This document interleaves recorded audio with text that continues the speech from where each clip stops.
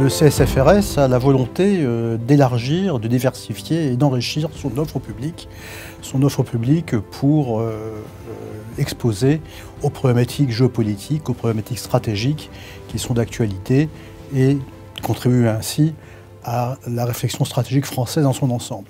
Le CSFRS, vous le savez, a un grand événement annuel qui sont des assises de la recherche stratégique, qui sont régulières et maintenant établies dans le paysage, mais nous avons souhaité organiser davantage d'événements au cours de l'année pour maintenir le rythme de la réflexion et pour offrir au public davantage d'opportunités de se confronter aux problématiques stratégiques. Alors à cet égard, nous avons en quelque sorte expérimenté un nouveau produit, qui est d'abord des rendez-vous de la recherche stratégique, qui sont organisés et articulés autour des produits de recherche que le CSFRS soutient et finance, dont déjà nous avons eu une occurrence il y a quelques semaines, avec une conférence, avec un rendez-vous sur la question de l'intégration sahélo-saharienne. Nous allons aujourd'hui faire la première édition d'un nouveau produit, en quelque sorte, qui sont des perspectives stratégiques, organisées en conjonction avec et en co-organisation avec DiploWeb, qui portera aujourd'hui sur la problématique suivante: l'article est-il vraiment stratégique? Alors vous voyez, c'est une interrogation nouvelle sur des sujets qui font l'objet de beaucoup de publications, de beaucoup de réflexions. Et nous espérons, par cette formule innovante, apporter des éléments de réflexion originaux, novateurs pour la réflexion stratégique dans notre pays. Dans l'esprit du diploweb.com, cette conférence rassemble des experts de haut niveau, de toutes les générations, pour un partage généreux de la connaissance du monde. Nous avons ici un mélange des générations et des approches, avec à la fois une approche académique et une approche d'homme de terrain et des arcanes des négociations diplomatiques. Il s'agit de répondre à la question suivante: l'Arctique est-il vraiment stratégique? Dans l'esprit du concours Ma thèse avec le DiploWeb en 7 minutes, le fameux MTD7, nous sommes heureux de recevoir un jeune chercheur plein d'avenir, Thomas Merle. En vedette américaine, il nous parle de la Russie, et le paradoxe n'est pas pour déplaire. Je souhaiterais vous présenter une photographie qui ne concerne ni la Russie, ni l'Arctique. Vous la connaissez toutes, vous la connaissez tous. C'est une photographie qui a été prise en 1969 sur la Lune. Ici, les Américains ont posé le pied sur notre satellite pour la première fois. Ils y ont planté la bannière étoilée, le drapeau américain, et immortalisé cela par une photographie célèbre. Cette photographie, nous pouvons la mettre en parallèle avec une autre photographie qui est un petit peu moins connue, mais dont vous le voyez ici, la composition est exactement la même. Nous sommes plus en 1969, nous sommes cette fois en 2007. À l'été 2007, en août 2007, la Russie plante un drapeau, non pas sur la Lune, mais sur, ou plutôt sous, à la verticale exactement, du pôle Nord. Elle symbolise ainsi ses prétentions en Arctique et elle reprend le parallèle avec la course à l'espace. La Russie, ou du moins l'Union soviétique, a perdu la course à l'espace. La Russie de 2007 se veut la gagnante de la course au pôle. Je vais présenter le fait que la Russie n'a pas connu un retournement géopolitique, contrairement à ce que l'on peut croire, en s'intéressant à l'Arctique. La doctrine diplomatique russe, depuis le XVIe siècle, est marquée par une course aux mers chaudes. Elle s'intéresse à la Méditerranée, elle s'intéresse au Pacifique, elle s'intéresse à la mer Noire.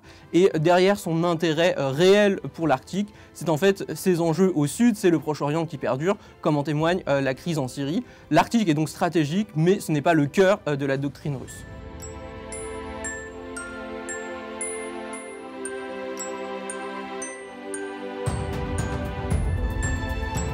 Nous avons suffisamment travaillé avec la Norvège pour mesurer que pour la Norvège, c'est un intérêt majeur qui fait l'objet de stratégies, plus seulement des affaires étrangères, de stratégies de développement de la Norvège.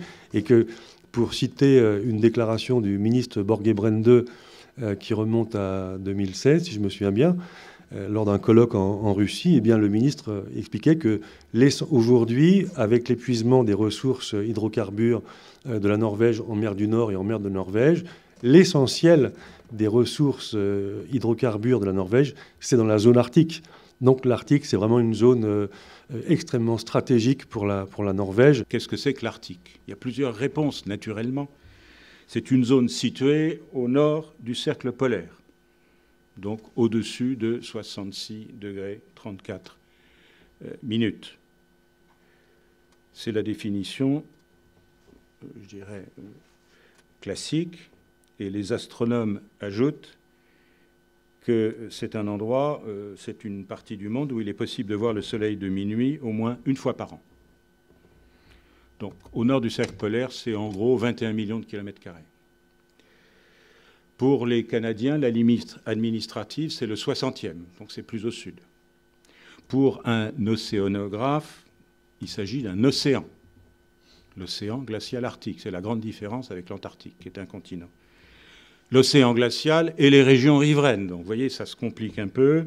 C'est 14 millions de kilomètres carrés, c'est 5 à 6 fois la Méditerranée. Sur l'Arctique, il y a deux types de problèmes, l'imaginaire et le réel. Et l'imaginaire est le plus réel. C'est une citation de Vilhjálmur Stephenson, 1945, explorateur canadien d'origine islandaise. Beaucoup de fantasmes.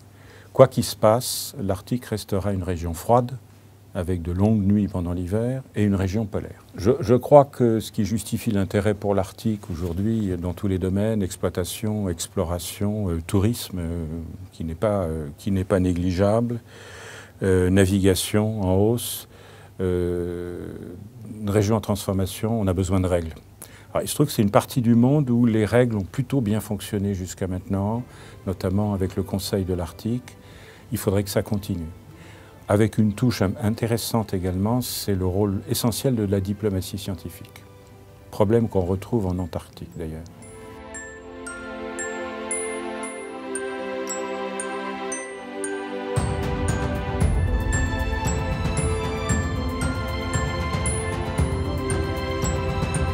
Je voudrais en effet rendre sensible l'idée que ce qu'on est convenu d'appeler aujourd'hui la région arctique est en réalité un processus en construction, que l'Arctique reste encore plutôt à l'image de ce qu'on appelait avant le toit du monde, c'est-à-dire une espèce de périphérie du monde en quelque sorte, comme disent les géographes. Et donc ce qui me semble important, c'est de comprendre qu'en effet, on est bien dans une tension, un mouvement, un chemin vers la reconnaissance et la mise en forme d'une logique régionale, au plan politique, au plan économique, etc. Mais ça n'est qu'une tension parce qu'en réalité, on voit que l'Arctique reste une périphérie par rapport à un centre qui est grosso modo le monde occidentalo-russe, pour dire les choses très rapidement.